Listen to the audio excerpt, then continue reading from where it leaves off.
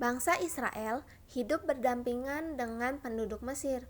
Ketika bangsa Israel lebih besar jumlahnya daripada orang Mesir, timbullah ketakutan dari penguasa Mesir, yaitu Fir'aun. Lalu, Fir'aun dan para prajuritnya menjadikan orang Israel sebagai budak.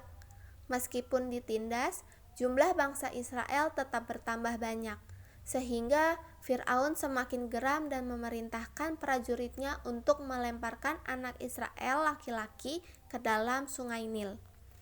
Bangsa Israel merasa takut dan mereka berseru di dalam doanya kepada Allah.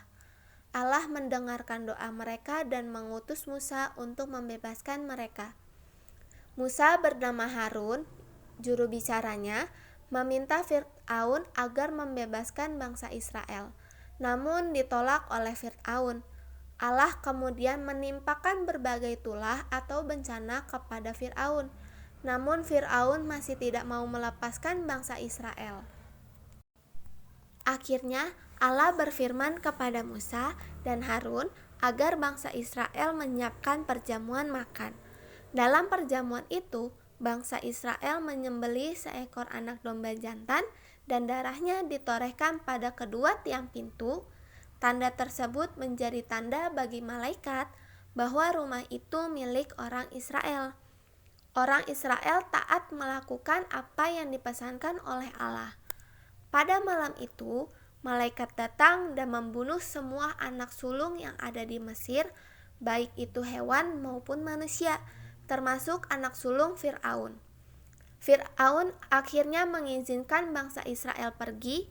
Setelah beberapa saat, Fir'aun menyesali keputusannya dan ia beserta bala tentaranya mengejar bangsa Israel agar kembali ke Mesir untuk menjadikannya budak. Ketika orang-orang Israel menoleh ke belakang, terlihatlah dari jauh tentara Mesir sedang mengejar mereka. Mereka sangat ketakutan, tetapi Allah tidak tinggal diam. Ia berfirman kepada Musa, "Angkatlah tongkatmu dan ulurkanlah tanganmu ke atas laut." Pada saat itu juga, terbelahlah laut tersebut dan bangsa Israel terjebak di tengah-tengahnya. Tuhan pun membuat tiang awan yang memisahkan bangsa Israel dengan Mesir.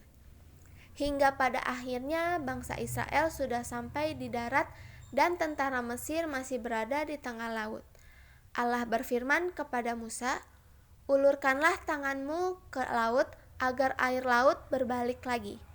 Maka tenggelamlah Fir'aun beserta tentaranya. Bangsa Israel pun bersukacita dan bernyanyi karena mereka telah diselamatkan oleh Allah. Pelajaran yang bisa kita ambil dari cerita ini adalah kita harus meneladani sikap yang dilakukan oleh Musa.